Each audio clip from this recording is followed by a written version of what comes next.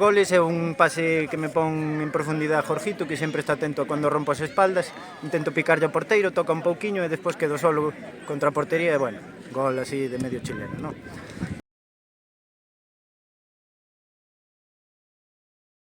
O segundo é un rechace que cae aí na frontal da área, empala unha volea e entra polo pau dereito.